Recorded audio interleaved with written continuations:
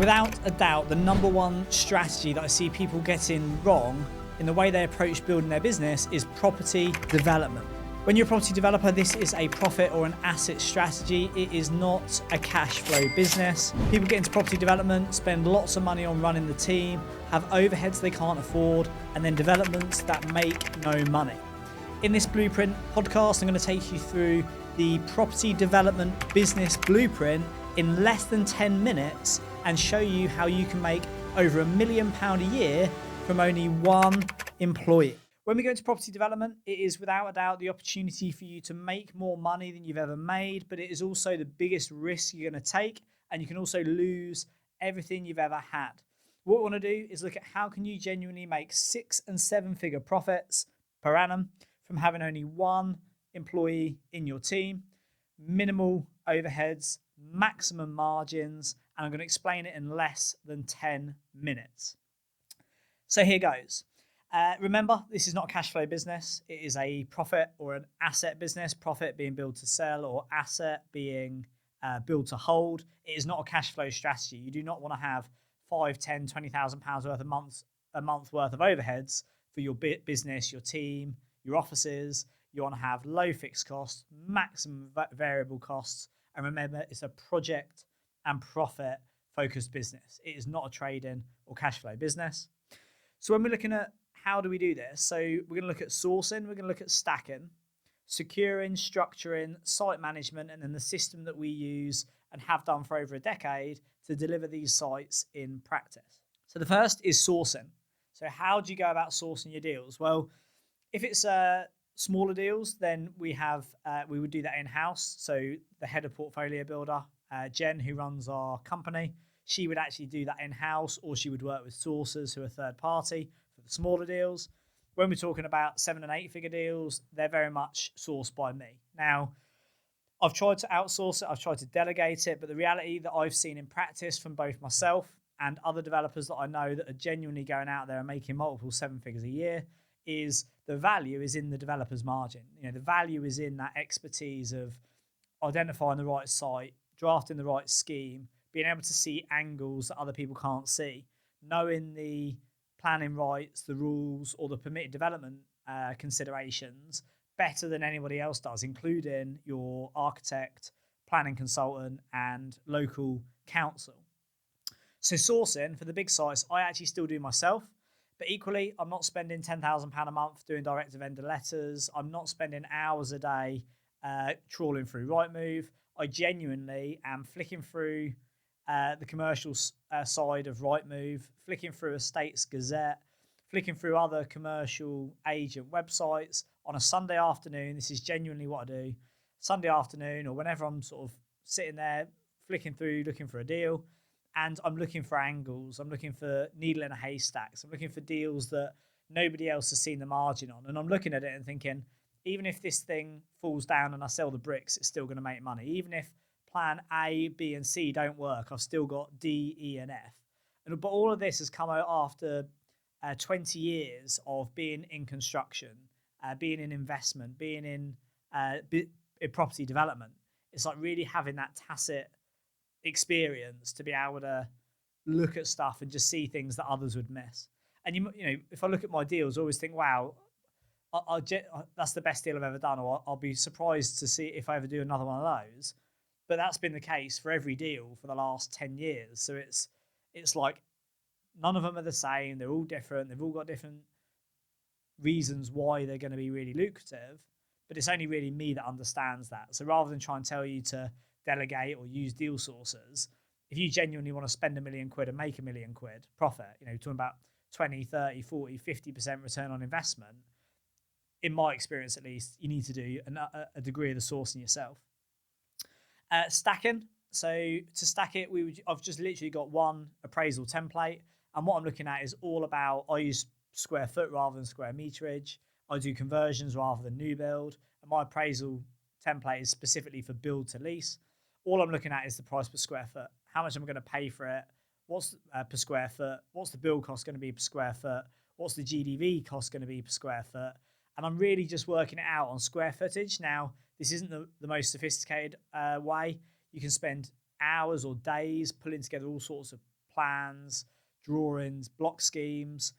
Honestly, like you need to know what you're doing and have things like that. You don't want to be reckless or um, silly, but I would normally buy it. I would just work on 85% of the gross and give that as the net, assuming the building looks fit for development, as in it's fit for purpose, it's not falling down, and the floor plan is one that's easy to work with. So either single aspect and have a corridor run around the back, or double aspect and you just feel confident, windows all the way round, and you just look at it and you just think this has the opportunity to be well optimized and developed, as opposed to something like a cinema or a nightclub where you'd really have to get into sort of atrium developments and new window applications.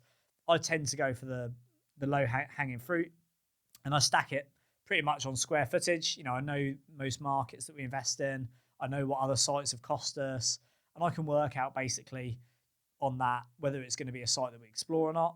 If you've not already completed our deals training, you can go to www.buildtolease.co.uk. So build, BUILD 2 TO lease, LEASE, build to lease. And that's the blueprint, the training. It's a half-day workshop. It's recorded. You can watch it at your own time, and it includes all of the blueprints, training, templates, resources, and it also includes the appraisal template that I've personally used to complete on over £10 million worth of developments. That's all in there. I think it's cost you 500 quid, but you'll make 500 grand plus in the next 12 months if you actually execute on it. So if you've not already got that, pay for that and download it, and you'll get the appraisal spreadsheet that I use. You'll see it's very straightforward, but it's also very sophisticated. Once I've stacked that up and see if it works, securing it, I would then hand that over to our head of portfolio builder who runs the company, and she would negotiate on my behalf, gives us a good opportunity to pay good cop, bad cop. And when we're securing sites, I tend to 9.5 times out of 10 buy cash and unconditional, because we're looking to buy at the best price, but we're also looking to de-risk as much as we can. So we use permitted development rather than full planning in most cases, not in all, but in most cases. And if you haven't listened to the new PD rights podcast episode, go and check that out for the new PD rights that are coming out in subject to consultation. They're in consultation now and coming out at the end of August, subject to being passed. They'll be absolute game changers for you. And I think they're about that episode. It's called PD rights, new PD rights, and I recorded it maybe 3 episodes ago. They would then secure. So Jen would then secure it for us. Head of portfolio builder would secure it for me. Normally cash and unconditional. When we're structuring the deal, I always buy in a limited company, which is held under the group structure. So it depends what profile the site is. If it's a private school, if it's commercial, if it's built to rent, if it's an investment property, it would go into the group structure in a limited company with a position and shareholding based on how we'd approach that. And as far as structuring the acquisition, we don't tend to use finance. So over the last 10 years for developments, we've only used finance once. Other times it's always been cash. I just find it quicker, easier. I prefer to work with individuals rather than institutions. Sometimes it can be more expensive. You've got to take a view on that. Sometimes it can actually be cheaper. And it depends how many investors and high net worth individuals you've got on your books at the minute. But we would tend to use cash, and either our cash or investors' cash. Ideally, for developments, we use other people's cash. So when we're creating equity, I try and use other people's capital. Whereas when I'm trying to get a return, I'm using my own. So if I'm basically parking the funds in like a private school or a commercial building or a single let or a block of flats, I'll use my own cash because I don't want it to be sitting on a ticking time bomb. Whereas when I'm in and out and I might put £1 million in, create £500,000 worth of equity and refinance and get out, I would normally use other people's money there. So the deal finances itself and finances them, and we create basically equity and return from nothing, from other people's capital.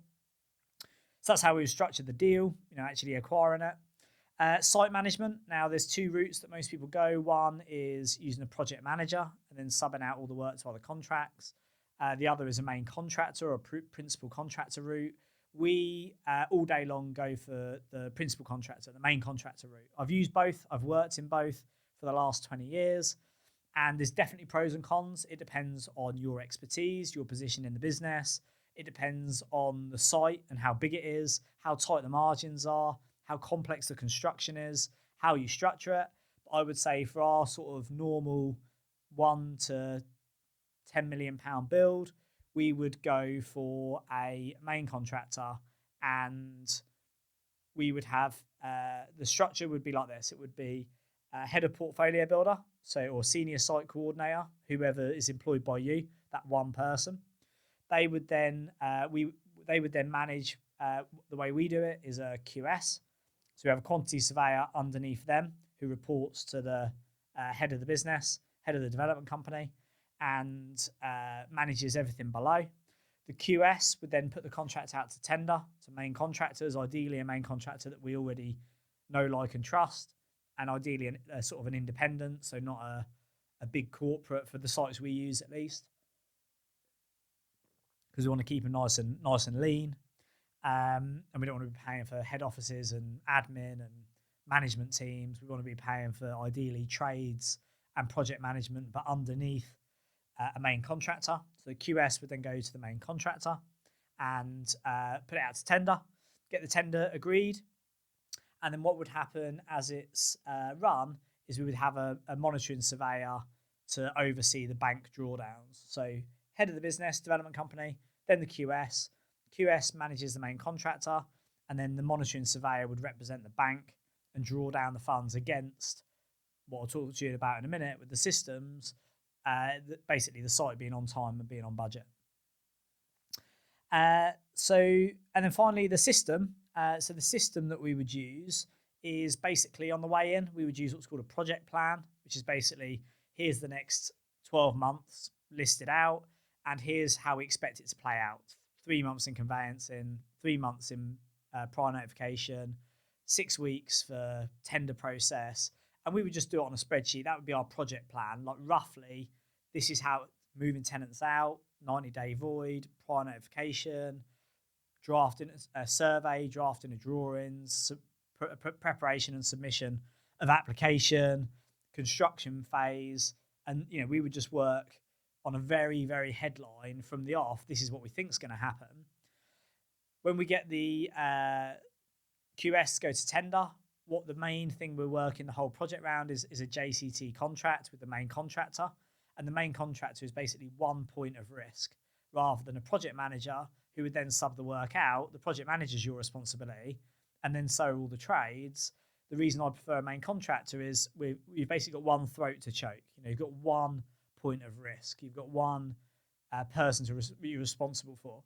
If the painters don't come in on Monday because they're hungover, or the plasterers get delayed on another job, or a delivery disappears, with a main contractor, that's their problem. And obviously they'll price in the PM role to the job. And a lot of people think main contractor is more expensive than a PM and subbing it out. In some cases, it absolutely will be more expensive. In our experience, when you actually take into consideration the risk, the headache, the delays, the pain in the backside, the contract, the JCT contract, which is where we would use what's called a fixed price plus. So it's fixed price. That's what they're going to do the build for, plus any variations that we want or any unsurprised things that come up on site. You take the floor up and there's no foundations, or something that was not fair to be pinned on them because it couldn't be seen or considered in the appraisal.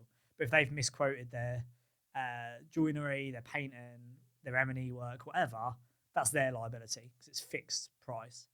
So the whole thing is around the JCT contracts. You've got the project plan, which is just internal documents, show us roughly what's going to happen.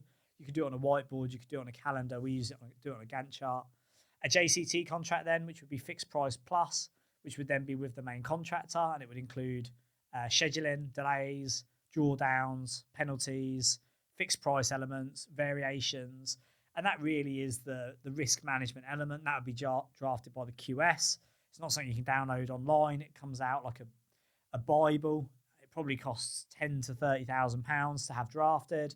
But when you're spending $1 million to 5-10 million on a build, it's an absolute no-brainer. And then what we would run, once the contract's signed and we're in with a main contractor, the final thing is we would use what's called a cost-loaded program. So a cost-loaded program is the same as a Gantt chart, but it's a lot more sophisticated.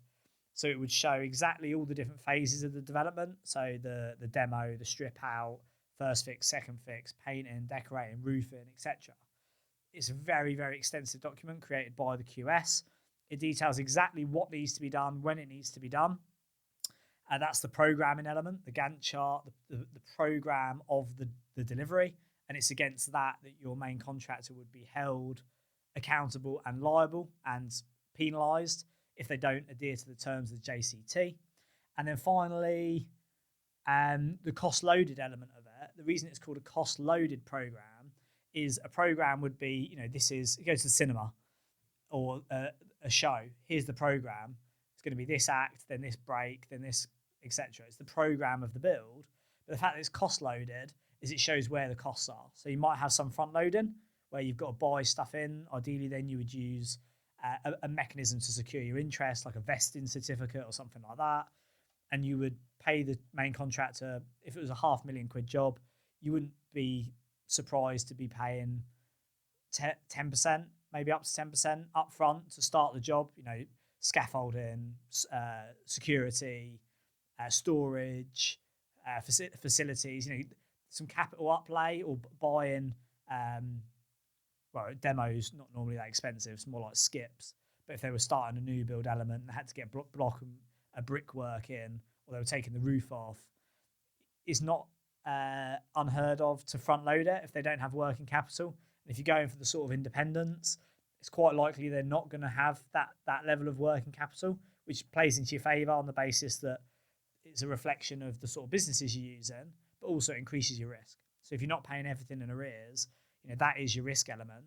And then what we would normally do is have a working exposure through the scheme. So on the cost loaded program, we would say, let's say it's a £1 million build. I might say, I'm happy for my running exposure after the uplift to be a maximum of £50,000. What that means is at any time, I'm not exposed by more than £50,000 because everything that's cost loaded on the program is drawn down in arrears, and the monitoring surveyor would control that with the bank.